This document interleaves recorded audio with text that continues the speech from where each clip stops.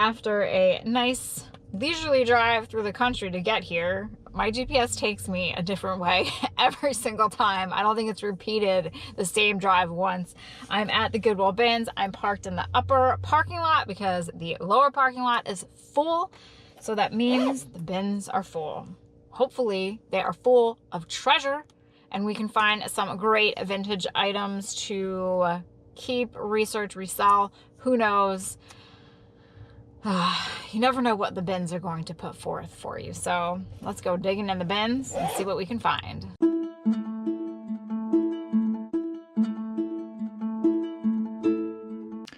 The bins, the bins. Poor Santa, he lost his head. But don't worry, I found it. I also found this book. This was the first bin that I looked at, The Church of Our Own Country. It is older. It's from, I believe, the late 1800s. I don't think it's worth that much. I just really enjoyed the cover and some of the pictures inside. So just giving you a look at what the bins have to offer. If you've never been to the bins, granted each bin is different. I always realize when I film or when I'm editing that I do miss a lot, but I think that that happens to most people.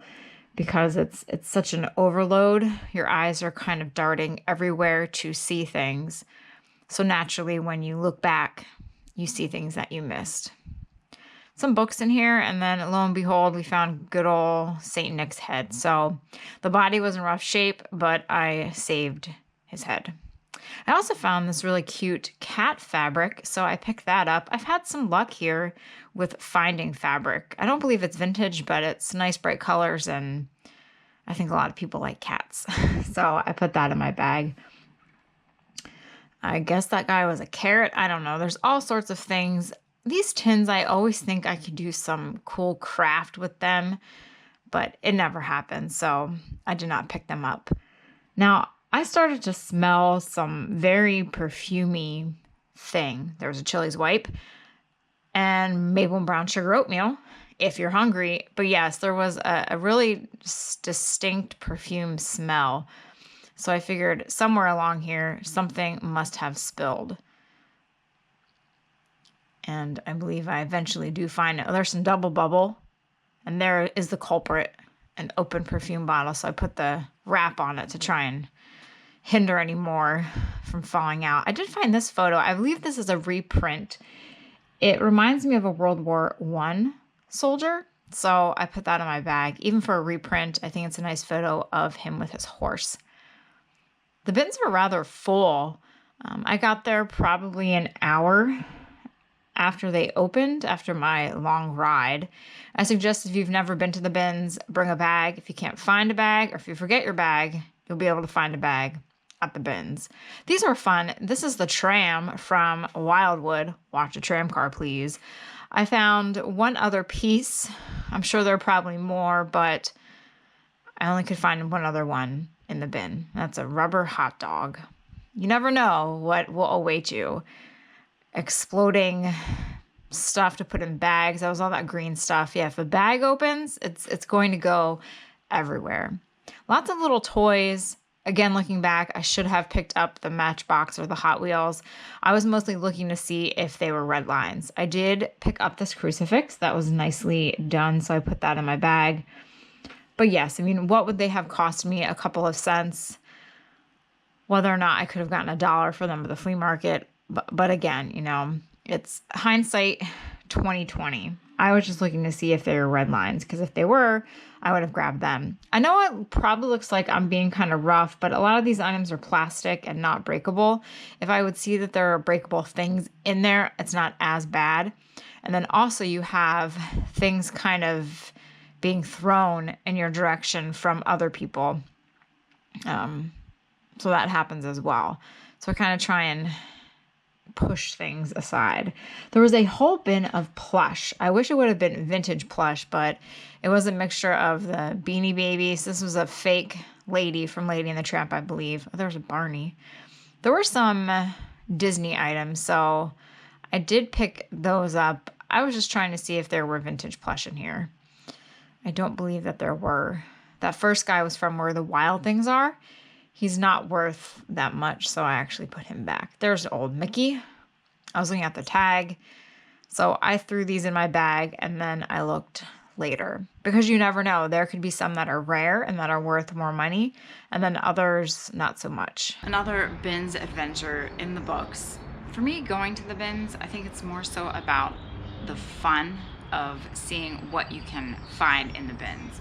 You can spend a whole day there, and many people do, and come back with nothing, or you could spend, you know, an hour there and come back with a couple bags full. It all just depends on the day. Like any other thrifting, going to yard sales, rummage sales, auctions, estate sales, etc., it all depends. You know, not every day is going to be a great day. Some days you will have those great thrifting days, and other days it might just be like, well, that was a nice ride out there. There are people that go to the bins every single day, and they stay there pretty much from when the bins open to maybe a few hours before they close. And those are the die-hard dedicated people, and my hat's off to them, because I don't know if I could do that. But what did I come away with? Not that much today. I left the bins to go to an estate sale, which will be in an upcoming video. That sale was perhaps maybe should have passed on that, but you'll see for yourself. But yes, only a few things, you know, no big, huge money makers. Nothing really to add to my own collection, just some things rescued from the deep blue sea of the bins. So what did we pick up? I did find this photograph. Now, I'm wagering that it is a copy of a photo. And the reason it is because you can see there's a white border. So my guess is that they had this photograph, which looks to me like a World War I soldier with his horse. And they had the smaller photograph, and they wanted to preserve it, so they made a larger copy. It is professionally framed from the picture frame shop in Trexlertown, so it is local. I just like it. It is a piece of military history, and you know, it cost me a couple of cents pretty much. From my childhood, I also found this. I wish I would have found the whole thing. This is a tram car from Wildwood, New Jersey, Maury's Pier. I think it needs new batteries because, well, it moves if you would wind it up, but then there's a little button on the top.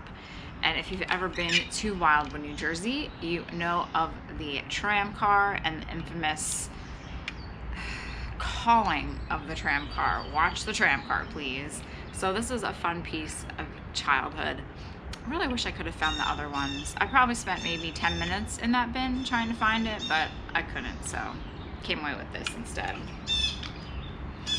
I picked up Jesus. This is a wooden crucifix. It's nicely made. He is, I think he's plastic, but these sell fairly well at the one flea market that I go to. So I'll bring him there.